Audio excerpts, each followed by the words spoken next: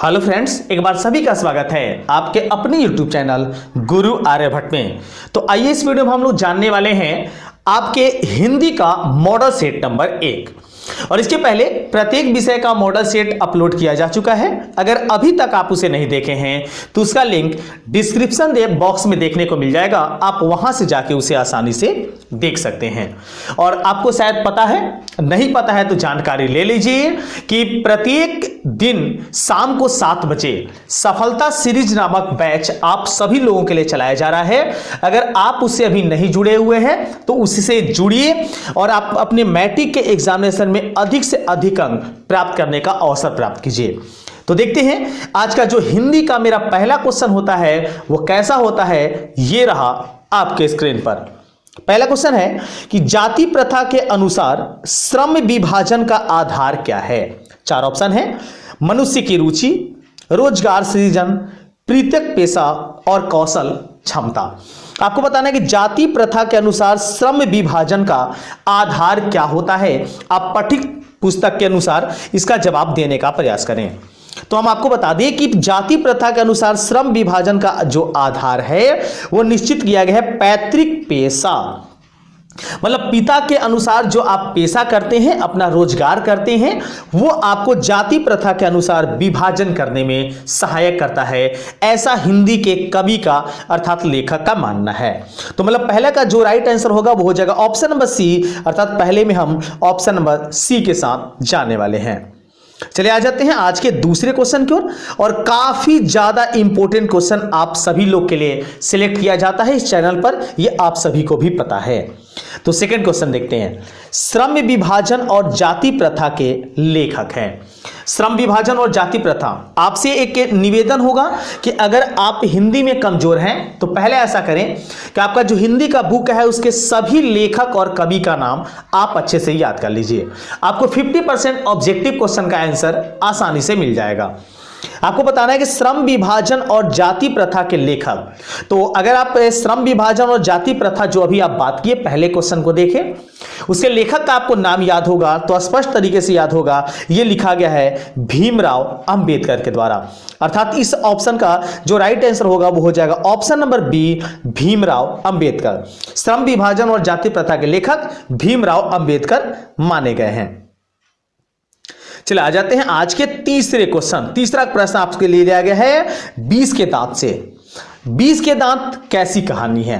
काफी अच्छा क्वेश्चन और काफी इंपॉर्टेंट।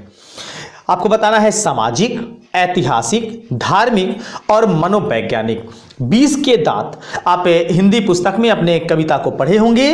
तो आपको बता दें कि 20 के दांत जो कहानी है वो वैज्ञानिक दृष्टिकोण से आपको चेतना जगाने का है। अर्थात आपकी मानसिक चेतना में प्रकाश डालने के तहत ये कहानी बनाई गई है। इसलिए ये एक प्रकार का मनोवैज्ञानिक 20 के दांत जो है कहानी कहा जाएगा। अर्थात इस क्वेश्चन में हम जाएंगे ऑप्शन नंबर डी के साथ। चलिए नेक्स्ट क्वेश्चन, अगला क्वेश्चन आप देख लीजिए, आ गया है चौथे नंबर में। आप इसका जवाब देने का प्रयास करें। प्रश्न है कि मदन ने कासू के कितने दांत तोड़ डाले थे। अगर आप पाठ को पढ़े होंगे तो इस सवाल का जवाब आपको इजी और दम आसानी से प्राप्त होगा। मदन ने कासू के कितने दांत तोड़े थे। तो मदन जो था वो कासू के 2 दांत तोड़ा गया था। मतलब दांत तोड़ने का जो श्रेय जाता है, या कह सकते हैं कि मदन के द्वारा जो कासू के दांत तोड़े गए थे उसकी संख्या कितनी थी? 2 थी। मतलब इस क्वेश्चन का right answer option number c होगा। ऑप्शन सी के साथ चले जाएंगे हम यहां पर। चलिए आगे हैं आज के 5वें क्वेश्चन की ओर। 5वां प्रश्न देखिए, भारत कहां बरसता है। अब ये सामान्य जानकारी के अनुसार आप जवाब नहीं देंगे। आप अपने पठित पुस्तक जो है, आप किताब जो आप पढ़े हैं उसके अनुसार, कवि और लेखक के अनुसार जो निर्णय लिया गया है उससे ये प्रश्न है। तो सामान्य लोग इसका जवाब सगुन करने या कह सकते हैं कि आटम बाटम करने की स्थिति न रखेंगे। भारत कहां बरसता है? ऑप्शन है दिल्ली के पास, गांव में, शहरों में, लोगों के मन में। तो अगर आप इसे जानकारी को इस किताब के अनुसार पढ़े होंगे तो इसका राइट आंसर होगा ऑप्शन नंबर बी, गांव में। मतलब भारत कहां बरसता है तो गांव में। गांव की बात कही गई है उस पाठ में और गांव की व्याख्या करते हुए लेखक का मानना था कि गांव में भारत बरसने का काम करता है। चलिए आ जाएंगे आज के छठे क्वेश्चन की ओर। छठा क्वेश्चन आपके स्क्रीन पर आ चुका है। हजारी प्रसाद द्विवेदी किस निबंध के रचयिता हैं? अब अगर इस क्वेश्चन का आप आंसर जानते हैं तो काफी अच्छे तरीके से समझ गए होंगे, और नहीं तो आपको एकदम जितने भी आपके 10th क्लास के पाठ पुस्तक है, पाठ पुस्तक के लेखक और कवि के नाम एकदम आपको एग्जामिनेशन के पहले जरूर याद कर लेना चाहिए। हजारी प्रसाद द्विवेदी किस निबंध के रचनाकार हैं? तो छठे का जो मेरा राइट आंसर होगा वो हो जाएगा ऑप्शन नंबर बी, नाखून क्यों बढ़ते हैं।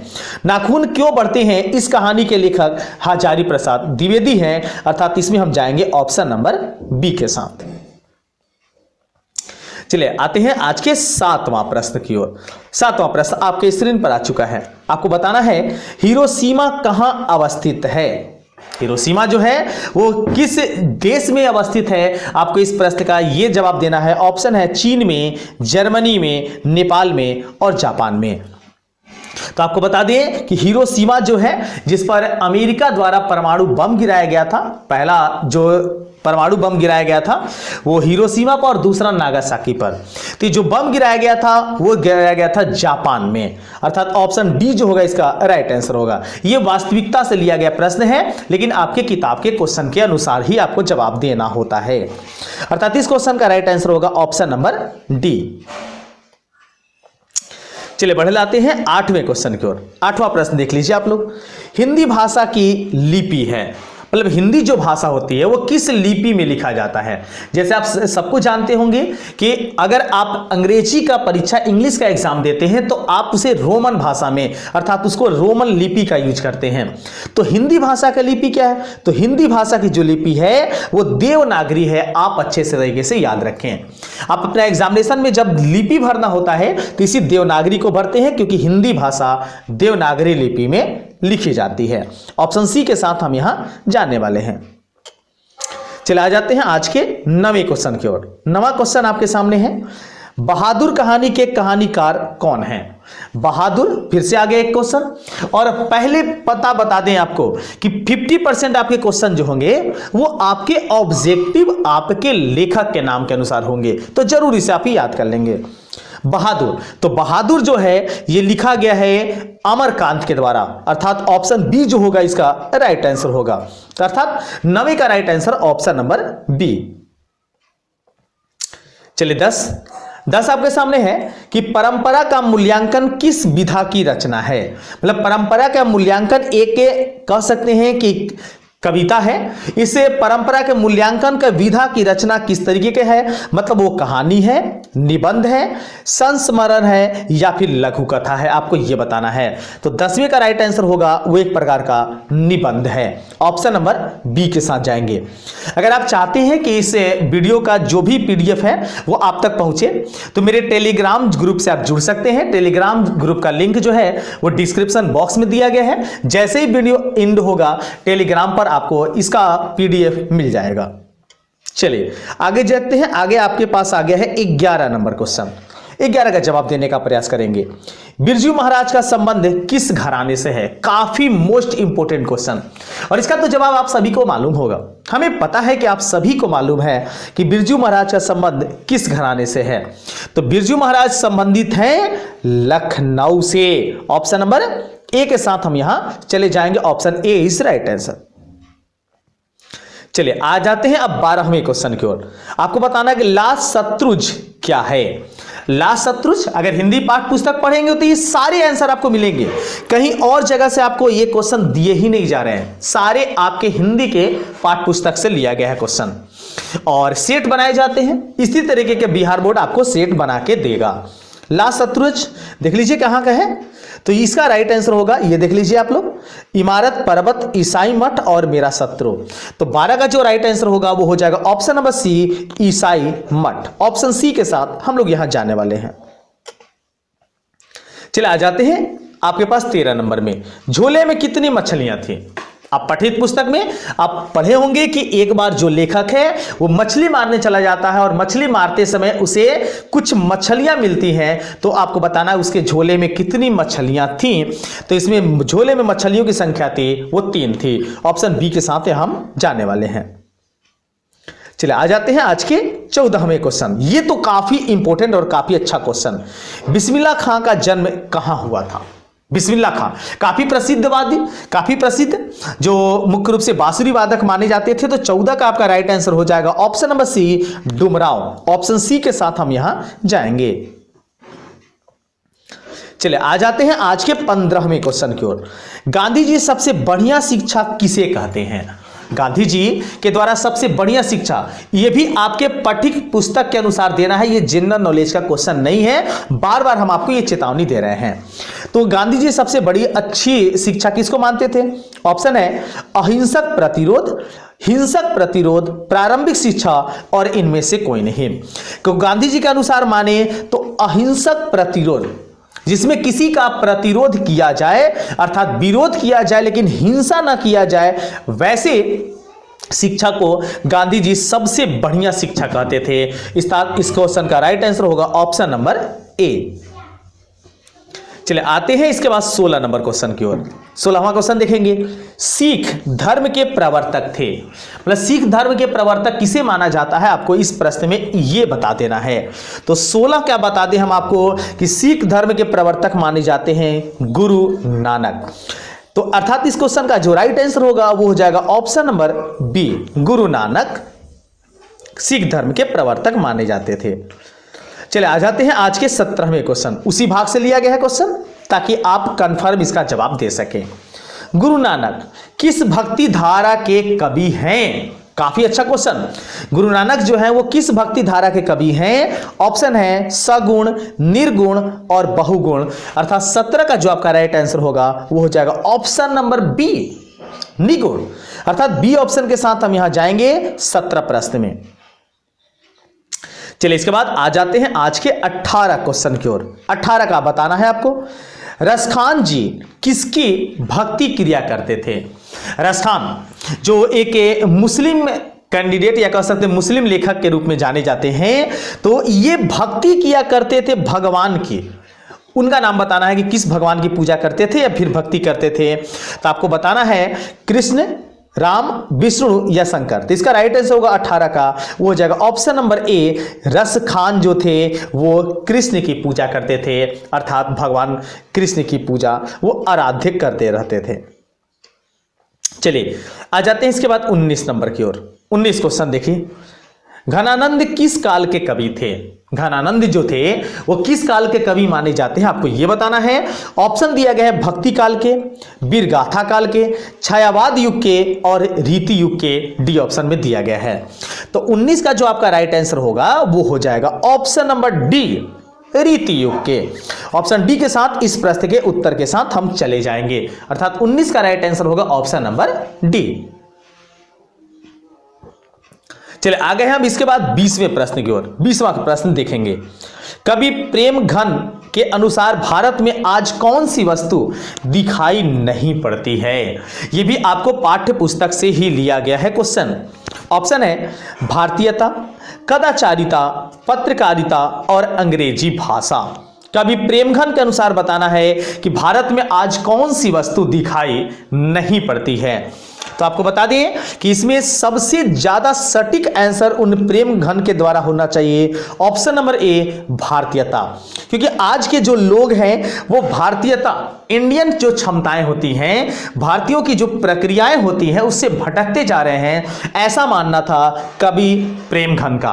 और इसीलिए इसका राइट आंसर होगा option number A. Option A के साथ यहां जाने वाले हैं। चलिए आगे हैं आज के 21वें प्रश्न की ओर। 21वां प्रश्न आपके सामने है कि सुमित्रानंद पंत का जन्म कहां हुआ था? यह भी आपको लेखक के अनुसार ही बताना है। तो सुमित्रानंद पंत का जन्म ऑप्शन दिए गए हैं कौसानी, श्यामली, चंपारण या मेरठ। 21 का आंसर समझने का प्रयास करेंगे। तो हम आपको बता दें, अगर हमें ये इसका जवाब देना हुआ तो दम आसानी से जवाब देंगे कि सुमित्रानंद पंत का जो जन्म हुआ है वो कौसानी में हुआ है। ऑप्शन ए के साथ हम यहां चले जाएंगे, मतलब 21 का राइट आंसर होगा ऑप्शन नंबर ए। चलिए आ जाते हैं इसके बाद 22वें क्वेश्चन की ओर। 22वां क्वेश्चन आपके स्क्रीन पर आ चुका है। कवि के अनुसार जनतंत्र के देवता कौन हैं? जनतंत्र जो भारत इतना बड़ा जनतंत्र है, जनता का तंत्र माना गया है, इसके देवता कौन कहे जाते हैं? ऑप्शन दिए गए हैं नेता, शिक्षक, किसान मजदूर और मंत्री। तो देखिए ये पठित पाठ के अनुसार आपको जवाब देना है, आपको सामान्य आंसर जीके के अनुसार ये जवाब नहीं देना है। तो 22 का राइट आंसर होगा ऑप्शन नंबर सी, किसान और मजदूर। मतलब हमारे जनतंत्र के जो मुख्य देवता माने जाते हैं, भगवान कहे जाते हैं, वो कहे जाएंगे किसान और मजदूर। ऑप्शन सी के साथ हम यहां चले जाएंगे। चलिए आ जाते हैं आज के 23वें प्रश्न की ओर। यह भी काफी अच्छा क्वेश्चन और इंपॉर्टेंट। अज्ञेय का जन्म कब हुआ था? अज्ञेय पाठ्य पुस्तक से लिया गया है। अज्ञेय एक लेखक का नाम है। उनका जन्म आपको बताना है इस क्वेश्चन में। ऑप्शन है 1911, तो आपको चारों ऑप्शन में दिख जाते हैं, लेकिन आपको डेट बताना है 8, 7, 9 और 10 मार्च। काफी कंफ्यूजन भरा क्वेश्चन आपके सामने आ चुका है। अगर कंफर्म आपको इसका आंसर पता होगा तभी आप सटीक आंसर और सही जवाब दे पाएंगे, अन्यथा आप यहां गलती करके 23 में आ जाएंगे। तो 23 में हम आपको जानकारी दे दें कि अज्ञेय का जो जन्म हुआ था वो 7 मार्च 1911 ईस्वी में हुआ था। ऑप्शन सी के साथ हम यहां जाने वाले हैं। चलिए इसके बाद आ जाते हैं आज के 24 क्वेश्चन नंबर की ओर। 24 है कि कुंवर नारायण ने बूढ़ा चौकीदार किसे कहा है? कुंवर नारायण के द्वारा बूढ़ा चौकीदार का संबोधन किस व्यक्ति को दिया गया है, आपको यह बताना है। ऑप्शन है पहाड़, व्यक्ति, वृक्ष या सैनिक। मतलब कुंवर नारायण के बूढ़ा चौकीदार कहने का श्रेय किसको गया है, आपको इस क्वेश्चन में यह बताना था। तो इसका राइट आंसर होगा ऑप्शन नंबर सी, वृक्ष। याद रखें, सामान्य लोग इसका जवाब देने की कल्पना ना करें, जो पठित पाठ है उसी के अनुसार इसका जवाब दें। तो 24 का राइट आंसर होगा ऑप्शन नंबर सी। चलिए आज जाते हैं आज के 25वें क्वेश्चन की ओर। 25वां क्वेश्चन है, हमारी नींद के रचयिता कौन है? हमारी नींद पाठ्यपुस्तक के अनुसार आपको बताना है। ऑप्शन है सुमित्रानंद पंत, वीरेन डगवाल, रामधारी सिंह दिनकर और डी ऑप्शन है कुंवर नारायण। हमारी नींद के रचनाकार का नाम बताना है। तो हमारी नींद के रचनाकार का नाम है, ऑप्शन बी में दिया हुआ है सही option, Viren Dangwal. Option B के साथ हम यहां सार्थक रूप से जाएंगे। चले आ जाते हैं 26 नंबर की ओर, सॉरी 26 नंबर की ओर। 26 का जवाब देने का प्रयास करें। चौखटे में बेटे का क्या नहीं अटता? काफी अच्छा क्वेश्चन और काफी फेमस क्वेश्चन। आप सभी को इसका आंसर पता चल गया होगा, हमें ऐसा आपसे आशा है। और अगर नहीं पता चला है तो अभी तैयारी में थोड़ा सा मेहनत करने की आवश्यकता है। आपके एकदम साथ में हम चिपके हुए हैं। आपका स्पष्ट आपका नंबर दिला के ही चैन लेंगे, हम ये निर्णय कर चुके हैं इस चैनल पर। तो चौखटे में बेटे का क्या नहीं अटता? तो चौखटे के अनुसार ऑप्शन है क, ख, ग और घ। 4 ऑप्शन दिए गए हैं। चौखटे में बेटे का क्या नहीं अटता? तो 26 का राइट आंसर होगा ऑप्शन नंबर ए, क। चौखटे में जो क है उस लड़के का, उस बेटे का नहीं टिकता। पाठ्य पुस्तक पढ़ने के बाद आपको यह स्पष्ट पता चल जाएगा। चलिए 27 को देखते हैं। 27 में क्या है आपके सामने?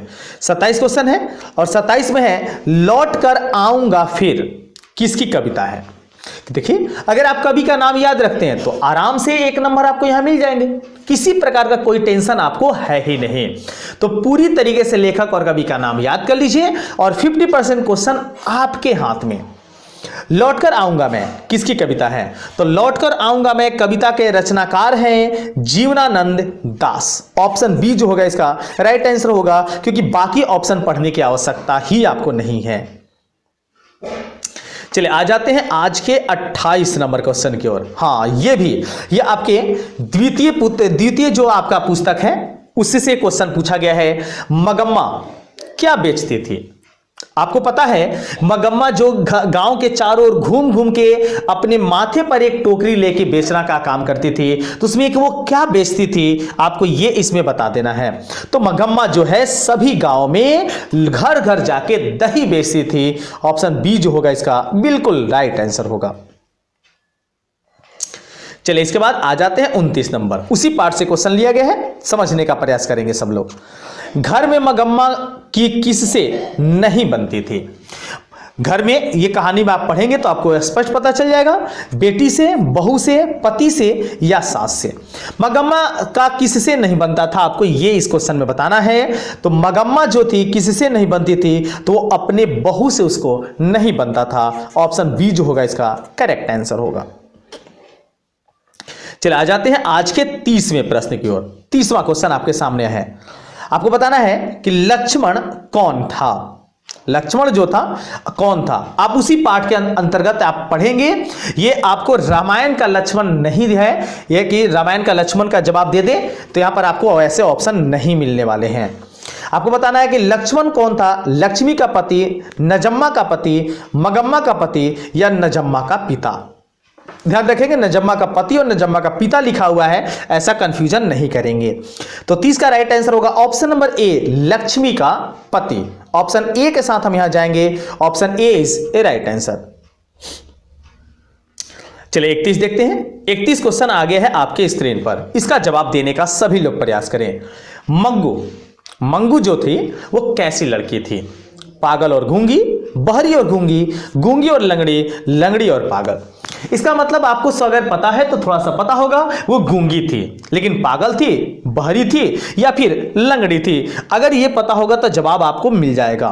तो हम बता दें कि गूंगी के साथ साथ वो पागल भी थी, उसे पागल लोग कहते थे।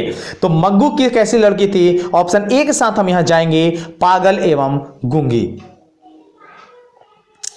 चले आ जाते हैं आज के 32 नंबर क्वेश्चन की ओर। 32वां क्वेश्चन आपके स्क्रीन पर।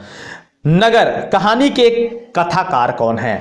तो नगर कहानी के कथाकार एकदम पता चल गया होगा, हमें उम्मीद है कि सबको पता चल गया होगा। नहीं पता चला, चलिए हम आपको आंसर बताते हैं। इसका राइट आंसर होगा ऑप्शन नंबर बी, सुजाता। मतलब नगर कहानी के कथाकार का नाम जो है वो ऑप्शन बी में दिया हुआ है, सुजाता। ऑप्शन बी के साथ हम यहां जाने वाले हैं। चलिए आ जाते हैं आज के 33वें प्रश्न की ओर। आपको बताना है कि बड़े डॉक्टर के अनुसार पापति को क्या बीमारी थी? पापति जो शहर शहर कई लोगों से पूछ चुकी थी, हमें यह बीमारी है, उस बीमारी का नाम बताना है। ऑप्शन दिया गया टाइफाइड, हैजा, मेनिंजाइटिस या न्यूमेनिया। तो 33 का जो आपका राइट आंसर होगा वो हो जाएगा ऑप्शन नंबर बी, मेनिंजाइटिस। अर्थात इस क्वेश्चन का राइट आंसर होगा ऑप्शन नंबर बी ऑप्शन के साथ यहां चले जाएंगे। चलिए आ जाते हैं इसके बाद आज के 34वें क्वेश्चन की ओर। 34वां देखिए, धरती कब तक घूमेगी? ये एक कविता है, कहानी है। तो कहानी किस लेखक द्वारा अनुमोदित है? मतलब किस लेखक के द्वारा लिखा गया है धरती कब तक घूमेगी? तो इसमें आपको पता चल गया होगा, याद है तो, नहीं याद है तो याद कीजिए। इसके कविताकार अर्थात लेखककार हैं सावर दैया। ऑप्शन बी जो होगा इसका राइट आंसर होगा। ऑप्शन बी के साथ हम यहां जाने वाले हैं। चलिए आ जाते हैं आज के 35वें क्वेश्चन की ओर। 35वां क्वेश्चन आज आगे है आपके सामने। सावर दैया किस भाषा के कहानीकार हैं? सावन दैया जो आपके भाषा में कहानीकार है, कहानी लिखा गया है, वो किस भाषा के कहानीकार हैं आपको यह बताना है। ऑप्शन है गुजराती, उड़िया, राजस्थानी या कन्नड़। तो 35 का जो आपका राइट आंसर होगा वो हो जाएगा ऑप्शन नंबर सी, राजस्थानी। मतलब 35 का ऑप्शन सी जो होगा राइट आंसर होगा। सावर दैया जो हैं वो राजस्थानी एक प्रकार के कवि हैं, कहानीकार हैं। चलिए आगे अगले क्वेश्चन में आ जाते हैं। थोड़ा नीचे चला गया। चलिए इसके बाद आ जाते हैं हम लोग मंगू। ये क्वेश्चन हो चुका है आपका। 33 ये भी आप कर चुके हैं, 34 ये भी कर चुके हैं, 35 राजस्थानी हो ही चुका। अब आ जाते हैं 36 नंबर। यहां से कुछ व्याकरण क्वेश्चन लिए गए हैं आपके इस सेट में। स्वर के कितने भेद होते हैं? स्वर जो स्वर वर्ण होता है, स्वर और व्यंजन वर्ण आप जानते होंगे, लेकिन स्वर वर्ण के कितने भेद होते हैं आपको यह बताना था। तो 36 का राइट आंसर होगा ऑप्शन नंबर बी, 8 भेद होते हैं। 36 का जो मेरा राइट आंसर हो जाएगा वो हो जाएगा ऑप्शन नंबर बी, 8 भेद होते हैं स्वर के। चलिए इसके बाद आ जाते हैं आज के 37वें क्वेश्चन की ओर। 37वां प्रश्न देख लेते हैं। ईमानदारी सर्वोत्तम नीति है, इस वाक्य में ईमानदारी कौन सी संज्ञा है? आप इस वाक्य को ध्यान से पढ़िएगा तो आपको पता चल जाएगा कि ईमानदारी सर्वोत्तम सबसे अच्छी नीति है। तो इसमें ईमानदारी को कौन संज्ञा कहा गया है? जातिवाचक, व्यक्तिवाचक, भाववाचक या समूहवाचक के नाम से जाना जाएगा। तो आपको यह बता दें कि यह ईमानदारी सबसे अच्छी नीति है, भाव को प्रकट करती है, किसी के व्यक्तिगत भावनाओं को प्रकट करती है, इसलिए यह भाववाचक संज्ञा है। 37 जाएंगे हम ऑप्शन नंबर सी के साथ। चलिए आ जाते हैं, आ गए हैं आज के 38वें क्वेश्चन की ओर। इसका जवाब देंगे हम सभी लोग। हमें अपना काम अपने आप करना चाहिए। इस वाक्य में अपने आप कौन सा सर्वनाम है? काफी सटीक और काफी अच्छा प्रश्न। अपने आप, ये जो देख रहे हैं अंडरलाइन, ये इस वाक्य में कौन सा सर्वनाम है आपको ये बताना है। निजवाचक, पुरुषवाचक, प्रश्नवाचक या संबोधनवाचक, आपको ये बता देना इस क्वेश्चन में। तो चलिए इसका राइट आंसर बताते हैं हम आपको। 38 का जो आपका राइट आंसर होगा वो हो जाएगा ऑप्शन नंबर ए, निजवाचक सर्वनाम। अपने आप जो है एक प्रकार का निजवाचक सर्वनाम माना गया। 39 देखते हैं 39 को। आदरणीय गुरु जी ने मुझे आशीर्वाद दिया। इस वाक्य में विशेषण पद चुने। आदरणीय गुरुओं ने मुझे आशीर्वाद दिया, इसमें आपको विशेषण बताना है अच्छे से। ऑप्शन दे दिए गए, मुझे, आशीर्वाद, आदरणीय या गुरुजनों। तो देखिए आशीर्वाद ये तो आपका संज्ञा हो गया, गुरुओं ये भी आपका संज्ञा हो गया, बहुवचन के रूप में है, और मुझे ये तो आपका सर्वनाम हो गया। तो यहां जवाब होना चाहिए ऑप्शन नंबर सी, आदरणीय। आदर से बना हुआ है आदरणीय, आदर हो गया संज्ञा और आदरणीय हो गया उसका विशेषण, अर्थात ऑप्शन सी के साथ हम यहां जाने वाले हैं। चले आ गए आज के 40वें क्वेश्चन की ओर। 40वां है, मुझे पूरी किताब पढ़ ली। मैंने पूरी किताब पढ़ ली। इस वाक्य में ली है कैसी संज्ञा है? या जो ली आपको दिख रहा है कि पढ़ ली है, ये ली है संज्ञा तो है, सॉरी क्रिया तो है, लेकिन आपको बताना है कि इसमें क्रिया कौन सा है। ऑप्शन नीचे मिल जाएंगे आपको। देखिए यहां पर आपके सामने ऑप्शन है, द्विकर्मक क्रिया, संयुक्त क्रिया, सहायक क्रिया और प्रधान क्रिया। तो इस क्वेश्चन का आपका राइट आंसर हो जाएगा, इसका राइट आंसर हो जाएगा, देख सकते हैं आप लोग, एकदम आसानी से क्वेश्चन बताने लायक था। तो 40 प्रश्न का राइट आंसर होगा ऑप्शन नंबर सी, सहायक क्रिया। चलिए आगे हम लोग 41 नंबर की ओर। मोहन सो गया। इस वाक्य का भूतकाल कौन सा वाक्य होगा? मोहन सो गया, इसका भूतकाल बना के बताना है। मोहन सोएगा, ये तो गलत हो गया। मोहन सो रहा है, मोहन सो चुका है, इनमें से कोई नहीं। तो 41 आपको पता चल गया होगा, मोहन सो चुका है ये इसका भूतकाल होगा, अर्थात ऑप्शन सी के साथ हम यहां जाएंगे 41 का, क्योंकि जो क्रिया या फिर जो बात बीत जाती है वो भूतकाल के रूप में जाना जाता है। चले आगे हैं इसके बाद 42 नंबर की ओर। 42 देखेंगे, मुख्यमंत्री ने छात्राओं को साइकिलें दी। या कौन सा कारक है? इसमें कारक बताना है, संप्रदान, कर्म, संबंध और आपादन। अब देख सकते हैं यहां पर आपको दिखता होगा एकदम स्पष्ट रूप से कि यहां पर को जो है, इस को के लिए बताना है कि कौन सा कारक प्रयोग किया गया, मतलब को जो है किस कारक के रूप में प्रयोग किया गया है। तो 42 का राइट आंसर हो जाएगा, वो हो जाएगा ऑप्शन नंबर ए, संप्रदान कारक, क्योंकि छात्रों को दी गई है, ये एक संबंध बताता है, इसलिए संप्रदान कारक के साथ हम यहां जाने वाले हैं।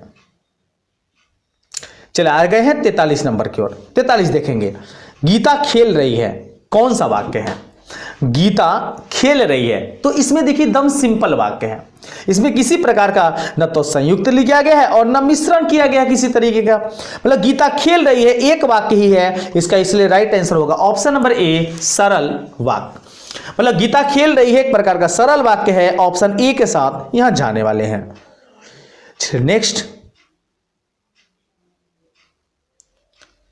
नेक्स्ट आपके सामने आ गया है अगला क्वेश्चन, और अगला क्वेश्चन मेरे पास 44 नंबर में है, तो आप पीछे चले गए। 44 है, हिमालय का संधि विच्छेद है, ये तो सबको पता होगा, और इसका तो हम उम्मीद करते हैं सब लोग जवाब देंगे, कमेंट सेक्शन में इसका जवाब जरूर देंगे। हिमालय का संधि विच्छेद आपको बताना है, आपको देख के, इसमें आपको आंसर हम नहीं बताने वाले हैं, ए बी सी डी, कौन सा इसका राइट आंसर होगा हम आपके कमेंट का इंतजार करेंगे। चलिए आगे बढ़ते हैं, अगले क्वेश्चन को देखते हैं। अगला क्वेश्चन मेरे पास आ गया है 45 नंबर। जन्माष्टमी का संधि विच्छेद कौन सा है? मतलब जन्माष्टमी का सही संधि विच्छेद आपको बताना है 45 में। तो इसका सही संधि विच्छेद होगा जन्म प्लस अष्टमी, अर्थात ऑप्शन बी जो होगा इसका करेक्ट आंसर होगा, ऑप्शन बी के साथ यहां जाने वाले हैं। चले आ जाते हैं 46 नंबर की ओर। बुढ़ापा में कौन सा उपसर्ग है? तो आप सभी को पता है उपसर्ग किसे कहते हैं। उपसर्ग वैसा शब्दांश जो शब्द के पहले लग के शब्द के अर्थ में परिवर्तन करता है, उसे उपसर्ग कहते हैं, मतलब शब्द के पहले लगने वाला। तो आप देख सकते हैं कि पा, अपा, अप, आपा। तो ये समझिए कि बुढ़ापा जो शब्द के बाद लगता है ये कौन सा है, तो 46 का राइट आंसर होगा ऑप्शन नंबर ए, पा। बुढ़ में लगा हुआ है, बूढ़ा में लगा हुआ है पा, इसलिए बन गया है बुढ़ापा। चलिए 47, आपको बताना है दिखावट में कौन सा प्रत्यय है, प्रत्यय जो वाक्य के अंत में लगता है। तो वाक्य के अंत में लगता है तो आपको बताना वट, ट, दी, आवट। तो 47 का जो आपका राइट आंसर होगा वो हो जाएगा ऑप्शन नंबर सी, आवट। अर्थात दिखावट में दिख में आवट जोड़ा गया है, बन गया है दिखावट।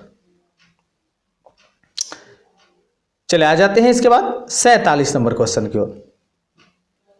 47 को देखेंगे। 47वां क्वेश्चन कैसा है मेरा,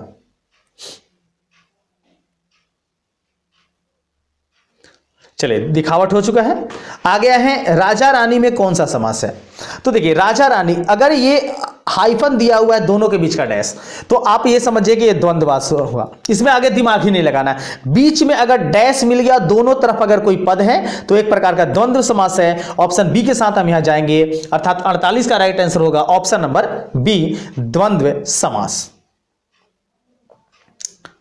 चलिए आगे हैं इसके बाद 49 नंबर की ओर। 49वां देख लीजिए। 49वां क्वेश्चन आपके सामने आ गया है।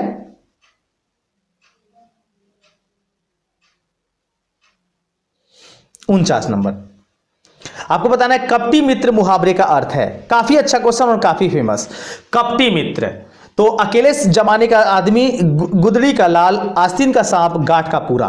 49 में आपको सही आंसर तो बताना चाहिए। तो कपटी मित्र जो है वो हमेशा धोखा देने के संबंध में होता है, इसलिए इसका राइट आंसर होगा ऑप्शन नंबर सी, आस्तीन का सांप।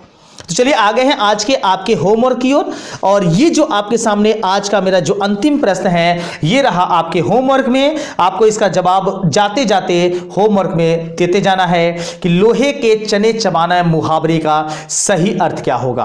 आपके कमेंट का हम इंतजार करेंगे और पूरी तरीके से इस चैनल पर आपको सपोर्ट किया जा रहा है। आप चैनल को सब्सक्राइब करके, वीडियो को लाइक करके, शेयर करके हमें भी सपोर्ट कीजिए, ताकि हम भी आपका सपोर्ट हमेशा करते रहें। मिलते हैं एक नए वीडियो में और एक नए टॉपिक के साथ, तब तक सभी को